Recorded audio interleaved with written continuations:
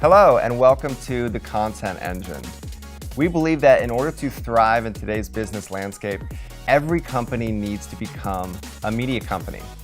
And so the goal of this show is to help you achieve the mindset, strategies, and tools to really scale your content engine. And our guest today is Emily Leach. She's been known as a pioneer of supporting those who are uniquely gifted and have the passion to build a business on their terms from their own unique perspective. She's the founder of the Freelance Conference as well as the Texas Freelance Association, and her nickname is Elmer's because of her unique ability to have people come together and form real, lasting connections. So Emily, thank you so much for being on the show. Thanks for having me. This is going to be so much fun. Yeah, well, to dive in, I know that you have the Freelance Conference coming up soon. Yes. Tell us a little bit about what the Freelance Conference is and how that got started.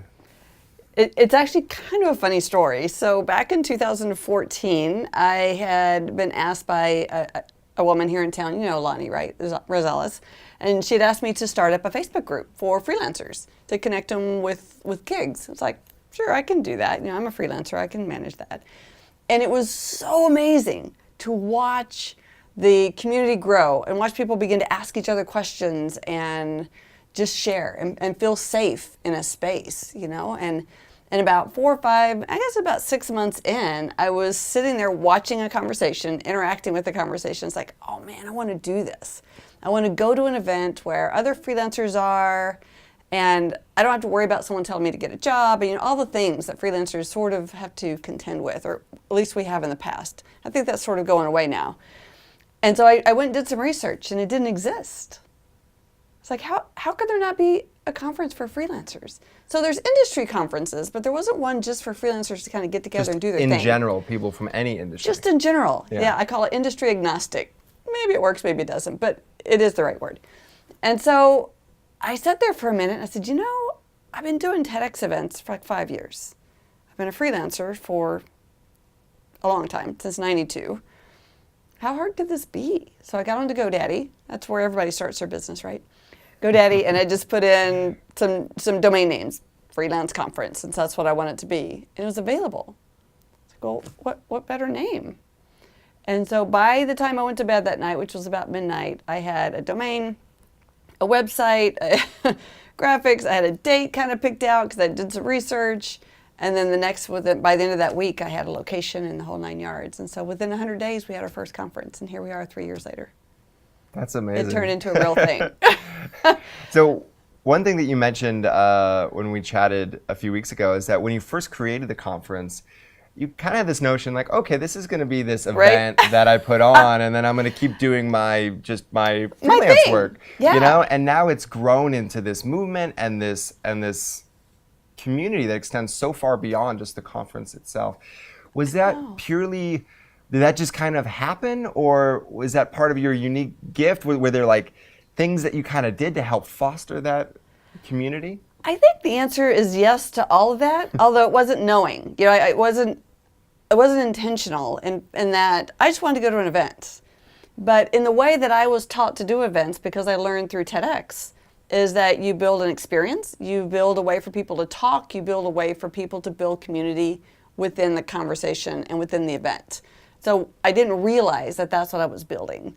And because I'd already kind of started building a community online, it sort of just pulled that culture into it.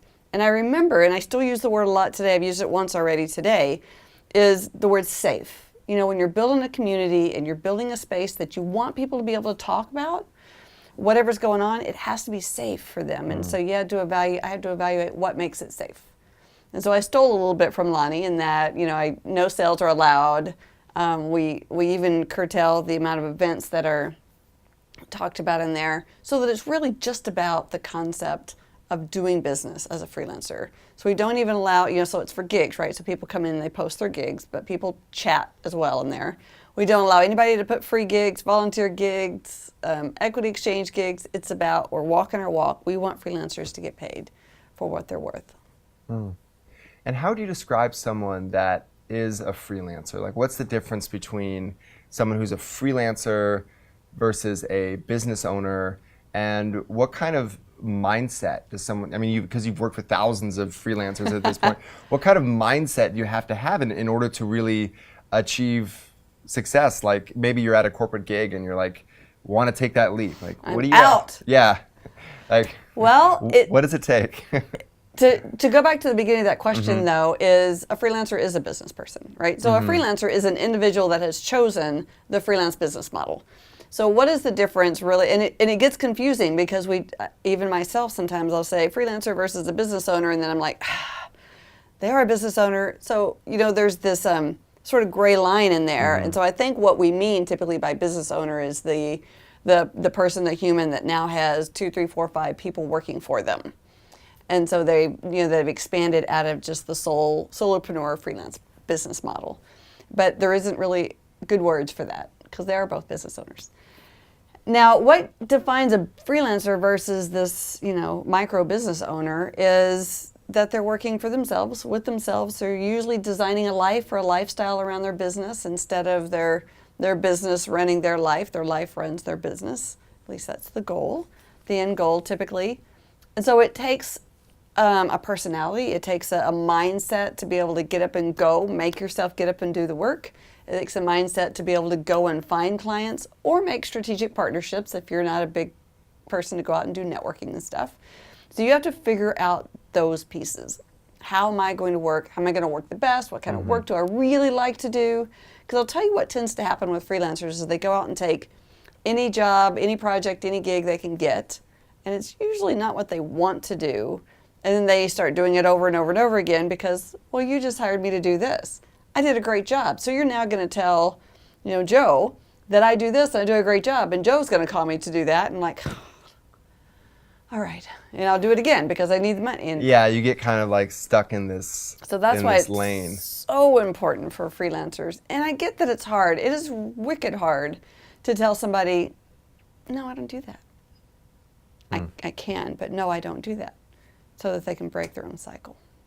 Yeah, that's interesting because I had that experience like when I first started Golden Arm, that people would say that I'm a videographer, which is fine, but I had to like eventually just change the language of how I was presenting it and be like, no, I'm a brand storyteller, I'm a narrative strategist, like this higher level term that then like shifts people's context around like the value that you can actually offer. Right, and I just happen to have a video camera that we're going to capture that on. Yeah, definitely.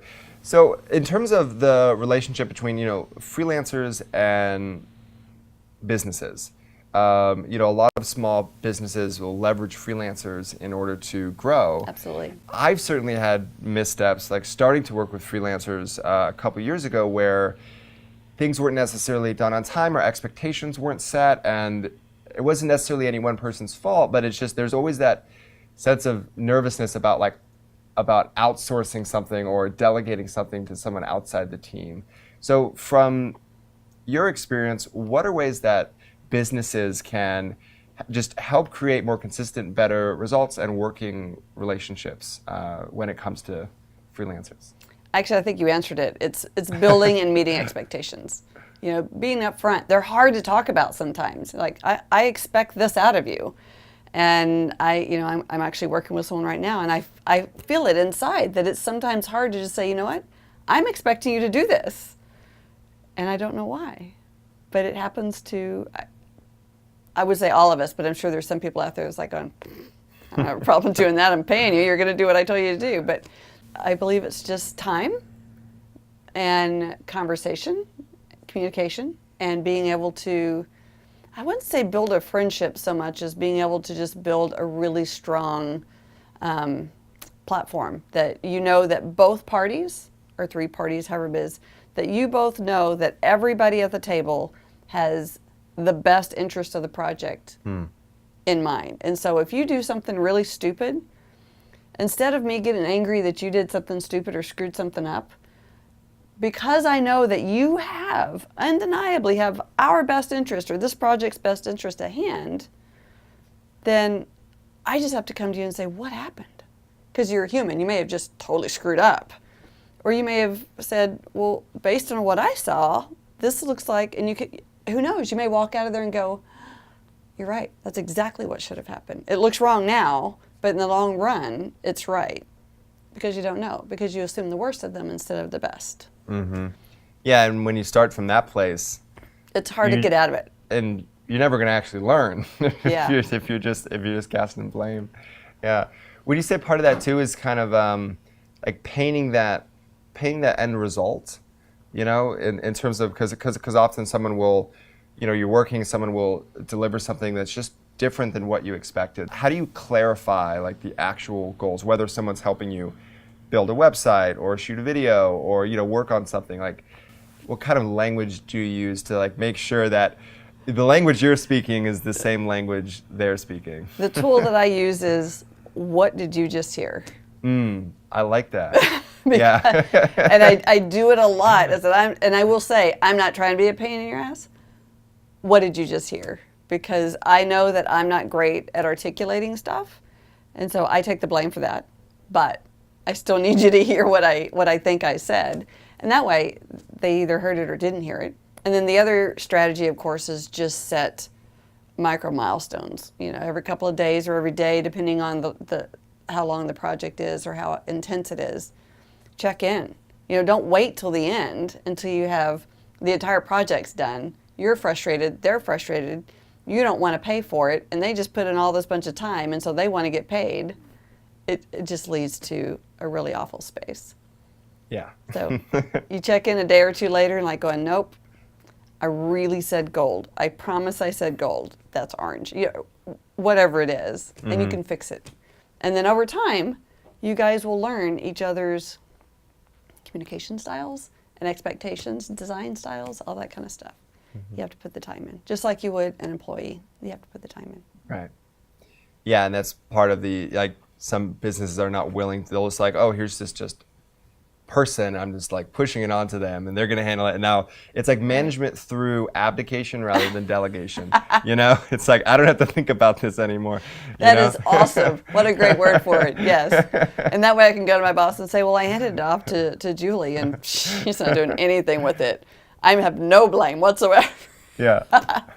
Well, and from a freelancer's perspective, I know a lot of what you talk about at the Freelance Conference is how to grow your business. And so, what are some of the most effective strategies you find for actually growing that initial client base? So you have something that you really want to do. You have some expertise in it.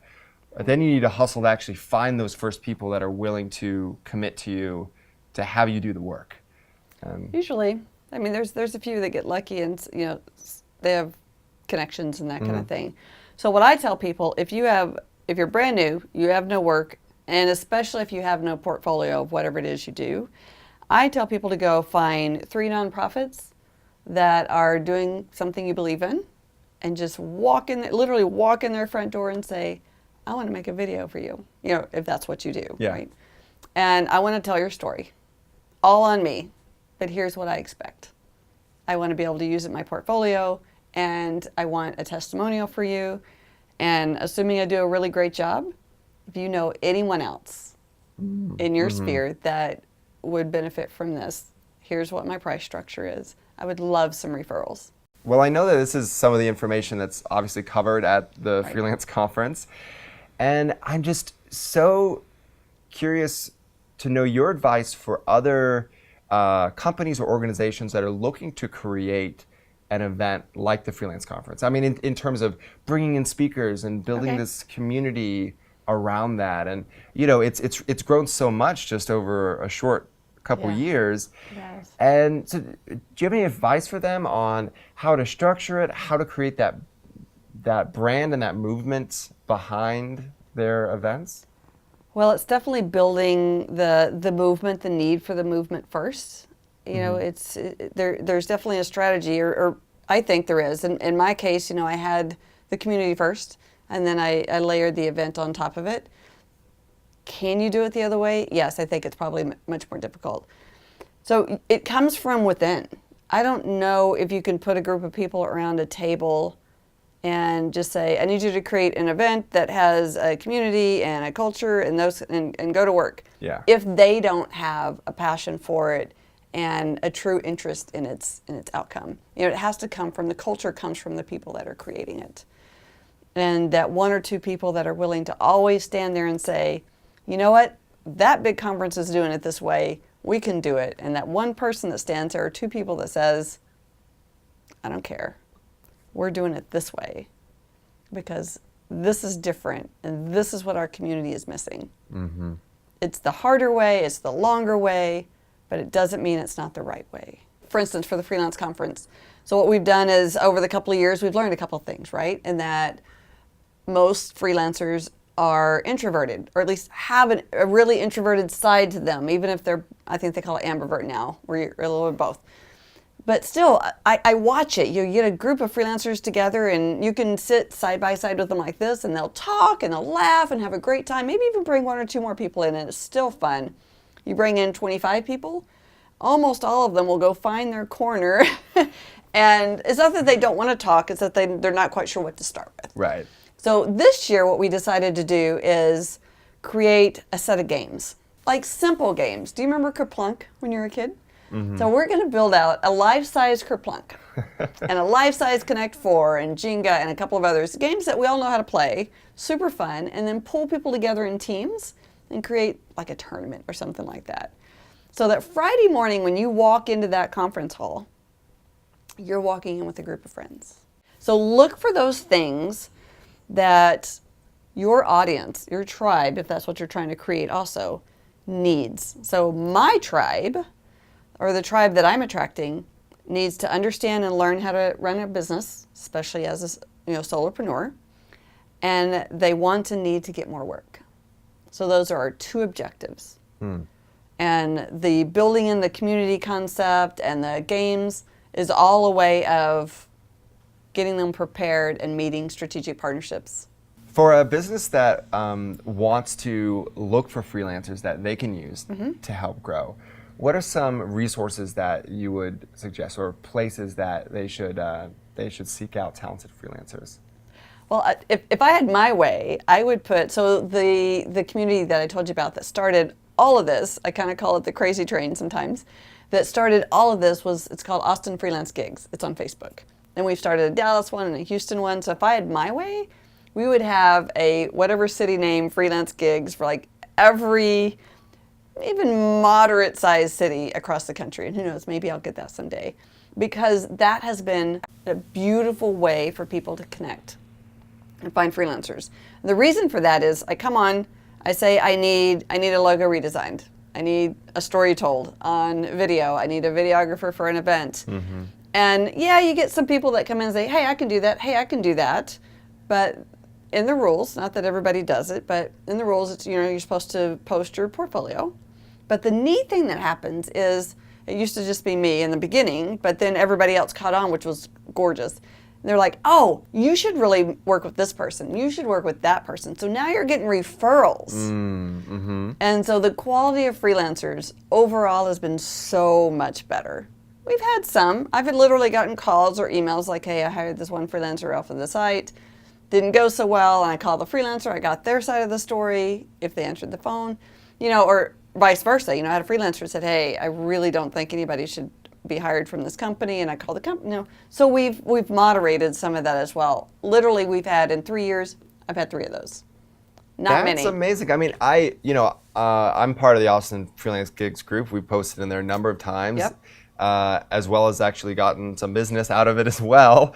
And I didn't know that there was that much involvement in terms of the curation and the just the building that community. I mean, I just thought it was like, oh, here's this Facebook group that's so. No, I used to. It obviously takes work. I spent 20 or 30 hours a week the first 6 months to a year in there building that, and now we have 5 admins or 5 moderators. That, because there's no sales, right? So if somebody comes in as a freelancer and says, hey, this is what I do, and that's okay. This is what I do, here's my portfolio, call me, here's my number, out. It sells. And I tell people, we're not your target market. You're not selling to us. We're your community. Yeah. So that's what makes it safe, and that's what makes it so tight-knit. And we have over 6,000 people in there. And so for a group that size to be that productive has been mind-blowing to me.